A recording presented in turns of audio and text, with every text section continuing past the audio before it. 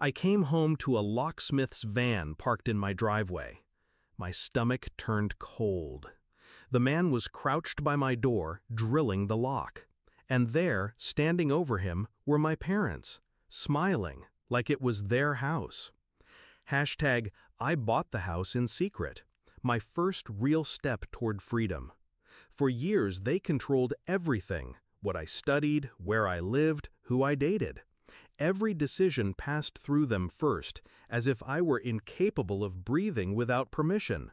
So I didn't tell them, not until the papers were signed, the boxes moved, the key warm in my palm. At first, they pretended to be happy.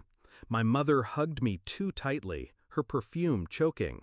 My father clapped my back with that false pride he always wore. But their eyes, they told another story. Ownership slipping from their grip. I should have known they wouldn't let go. It started small. A dish moved. Curtains drawn when I left them open. Mail tampered with. I thought I was paranoid. Until the day I found the mug, one of theirs, sitting on my counter, washed, as if it belonged. That's when I checked the lock. Tiny scratches around the keyhole. They had copied my key. I changed the locks that night. I didn't yell, didn't confront them. I wanted them to try again. You see, anger is loud. Revenge is quiet. I began to prepare. Cameras hidden in corners. A legal file started with dates, times, evidence. I researched property laws, break-ins, trespassing. And I waited. Because I knew my parents. The more I pulled away, the tighter they'd cling. They'd come. Step 1, documentation. I made sure every intrusion was recorded. Video, audio, time-stamped. Step 2, bait. I left my schedule where they could accidentally find it, with long hours marked at work. Step 3, trap. A new lock installed, high security, impossible to pick without heavy drilling. One that would make noise. And finally, the phone number of a police officer I'd already spoken to, waiting for my call. That Friday, I parked 2 streets away and walked home. Quiet, unseen. And there it was, the locksmith's van. My parents watching like vultures as the drill screamed into my door. My father's voice carried, "We're her parents. We have every right."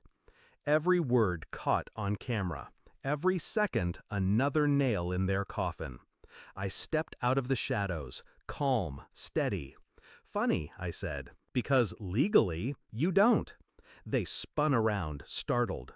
My mother's face crumpled into her usual act. Hurt, betrayed, innocent. "Sweetheart, we were just worried." I cut her off. "No, you were trespassing, and I warned you." I pulled out my phone, dialed, spoke clearly. "Yes, officer, they're here, just like we discussed." The color drained from their faces. My father's jaw tightened. My mother's hands trembled. "You wouldn't?" my father hissed. "I already did." The police car arrived within minutes, lights painting the street red and blue. Neighbors peeked out from their windows, whispers spreading like wildfire. The officers stepped out, calm but firm. I handed them the folder I'd prepared, photos, videos, logs. "This is months of harassment," I said evenly. "Today, they brought a locksmith, without permission." The officer scanned the evidence, then looked at my parents. "Sir, ma'am, you need to come with us." My mother broke then. Tears, pleading, the performance she thought could save her. My father barked threats, spitting rage like a cornered animal. But it didn't matter. The handcuffs clicked shut. And for the first time, they weren't the ones in control. The locksmith stood frozen, realizing too late he'd been part of a crime. The neighbors watched, eyes wide, as my parents were led into the back of the cruiser. My mother's cries echoed down the street. My father's glare burned into me. But I didn't flinch. I stood barefoot on my own doorstep, calm, unshaken. That night, I finally walked into my house without fear. My house. Mine. And as the silence settled, I felt the weight lift. Years of manipulation, control, suffocating love, gone. They thought they still owned me, but I had already taken back everything they tried to keep. And as the lock clicked shut behind me, I whispered the truth into the empty rooms. They copied my key, but I changed the door.